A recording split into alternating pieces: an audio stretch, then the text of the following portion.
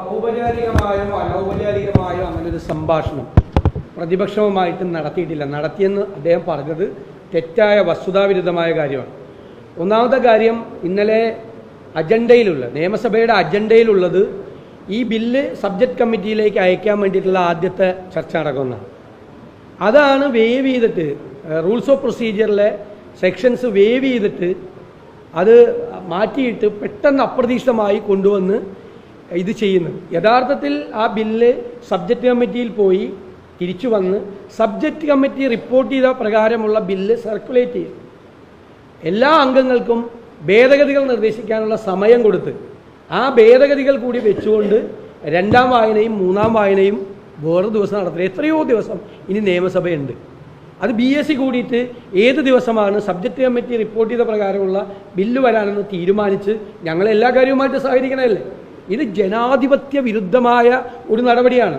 ഞാൻ ഇന്ന് ക്രമപ്രശ്നം ഉന്നയിക്കുന്നുണ്ട്, അതിശക്തിയായി എതിർക്കും. ഇത്രയും വലിയ താക്കീത് ജനങ്ങൾക്ക് കിട്ടിയിട്ടും ഈ ധിക്കാരം, ഈ അഹങ്കാരം ഇവിടെ പ്രതിപക്ഷം പ്രതിഷേധിക്കുന്നത് ആദ്യമായിട്ടാണ്. ഈ ബാർ കോഴയിൽ തന്നെ പാർലമെന്റിൽ ബില്ല് പാസ്സാക്കുന്ന മോഡി ശൈലിയാണ്.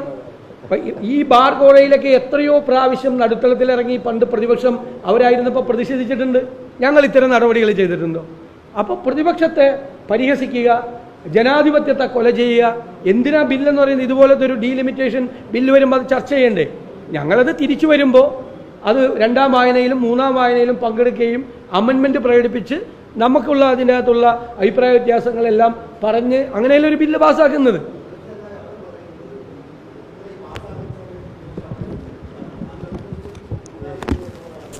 പ്രതിപക്ഷം നടുത്തളത്തിൽ ഇറങ്ങിയിരിക്കുന്ന സമയത്തല്ലേ അത് ചെയ്യുന്നത്. അപ്പോൾ ഞങ്ങൾക്ക് പറയാൻ പറ്റുമോ? മാത്രമല്ല, ഞങ്ങൾക്ക് യാതൊരു മുന്നറിയിപ്പും ഇല്ലാതെ അജണ്ടയിൽ ഇല്ലാത്ത കാര്യം പെട്ടെന്ന് കൊണ്ടുവന്നിട്ട് പാസ്സാക്കുമ്പോൾ ഞങ്ങൾക്ക് അവിടെ വെച്ച് എന്ത് ചെയ്യാൻ പറ്റും? ഞങ്ങൾ പ്രതിഷേധിച്ചുകൊണ്ടിരിക്കുന്ന സമയത്തല്ലേ അത് ചെയ്തത്. പ്രതിഷേധമൊന്നും ആദ്യമായിട്ടല്ലല്ലോ. അങ്ങനെ പ്രതിഷേധിക്കുമ്പോൾ ഇവിടെയുള്ള എല്ലാ ബില്ലും കൂടി എടുത്ത് പാസ്സാക്കാൻ പറ്റുമോ? എല്ലാം വേവ് ചെയ്ത് പാസ്സാക്കുന്നത് എപ്പോഴാണ്? ചില അടിയന്തര ഘട്ടങ്ങൾ വരുമ്പോഴാണ്, അടിയന്തരമായ ചില സന്ദർഭങ്ങൾ വരുമ്പോഴാണ് വേവ് ചെയ്തിട്ട് ഇത് പാസ്സാക്കുന്നത്. അങ്ങനെയാണെങ്കിൽ ഇനിയിപ്പോൾ എല്ലാ ബില്ലും ഇത് വേവ് ചെയ്ത് പാസ്സാക്കിയാൽ മതിയല്ലോ. ഒന്നാം വായന വേണ്ട, രണ്ടാം വായന വേണ്ട, മൂന്നാം വായന വേണ്ട. അപ്പോൾ ആ മോഡി ശൈലി കേരളത്തിൽ കൊണ്ടുവരണ്ട. അത് വേണ്ട. അതാണ് ഞങ്ങൾ പറയാൻ പോകുന്നത്. ആർക്ക്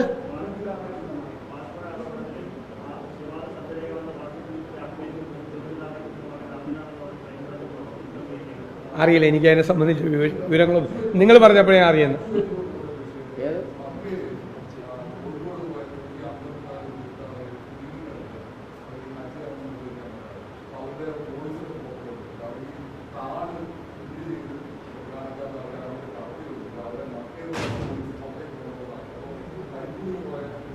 തീർച്ചയായിട്ടും നമ്മൾ MP മാരുമായിട്ട് ബന്ധപ്പെട്ട് കേന്ദ്ര സർക്കാരിനെ